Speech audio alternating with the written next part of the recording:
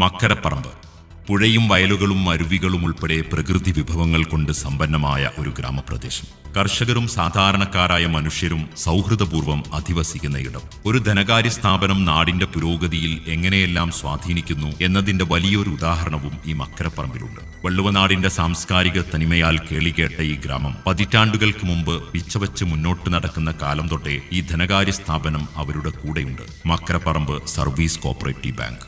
വട്ടിപ്പലിശക്കാരുടെ ചൂഷണങ്ങൾക്ക് പാവപ്പെട്ട മനുഷ്യർ നിരന്തരം വിധേയരായിക്കൊണ്ടിരുന്നപ്പോൾ 70 വർഷങ്ങൾക്ക് മുമ്പ് ദീർഘവീക്ഷണമുള്ള കുറച്ചു മനുഷ്യർ ചേർന്ന് ഒരു വായ്പാ സഹകരണ സംഘം രൂപീകരിച്ചു. പിന്നീട് അത് വളർന്നു പന്തലിച്ച് സംസ്ഥാനത്തിനു തന്നെ മാതൃകയായ ഒരു സഹകരണ സ്ഥാപനമായി മാറിയിരിക്കുന്നു.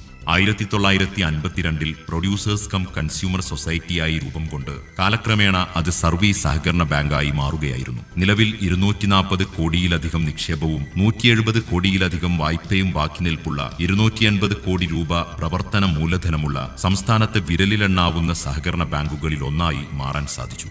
ഭരണസമിതിയും മെമ്പർമാരും ജീവനക്കാരും ഒറ്റക്കെട്ടായി പ്രയത്നിച്ചപ്പോൾ 2014 നാഷണൽ കോഓപ്പറേറ്റീവ് ഡെവലപ്മെന്റ് കോർപ്പറേഷൻ നൽകുന്ന ദേശീയ അവാർഡും 2 തവണ ബാങ്കിംഗ് ഫ്രണ്ടിയർ അവാർഡും കേരള ബാങ്കിന്റെ ബെസ്റ്റ് പാക്സ് അവാർഡും 6 തവണ മികച്ച പെർഫോമൻസിനുള്ള സംസ്ഥാന അവാർഡും ബാങ്കിനെ തേടിയെത്തി.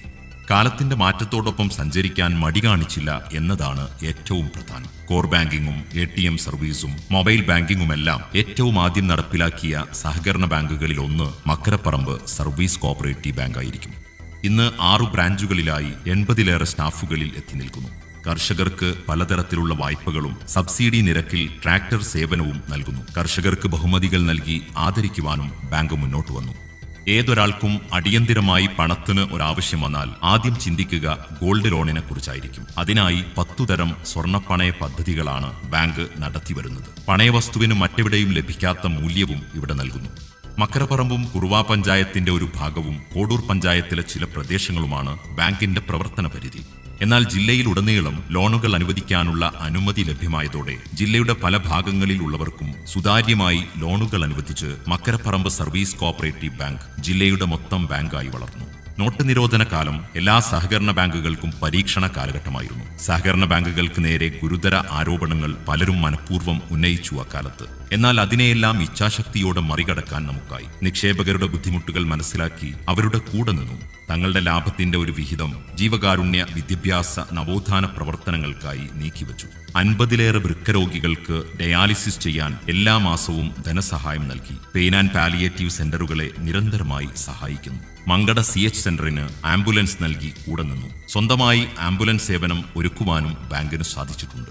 നിർധന രോഗികൾക്ക് സൗജന്യമായും മറ്റുള്ളവർക്ക് കുറഞ്ഞ നിരക്കിലും മരുന്നുകൾ ലഭ്യമാകുന്ന നീതി മെഡിക്കൽ സ്റ്റോർ സ്ഥാപിച്ചു. ഒപ്പം ഡയഗ്നോസ്റ്റിക് സെന്ററും. എല്ലാ കാലത്തും വിദ്യാഭ്യാസ പ്രവർത്തനങ്ങൾക്കായി ഒരു വിഹിതം മാറ്റിവെച്ചു. മികച്ച വിജയം നേടുന്ന വിദ്യാർത്ഥികൾക്ക് സ്കോളർഷിപ്പും ധനസഹായവും നൽകി ചേർത്തു നിർത്തി. സ്വയം തൊഴിൽ വായ്പ അനുവദിച്ചു. കുടുംബങ്ങൾക്ക് പലിശരഹിത വായ്പ നൽകി.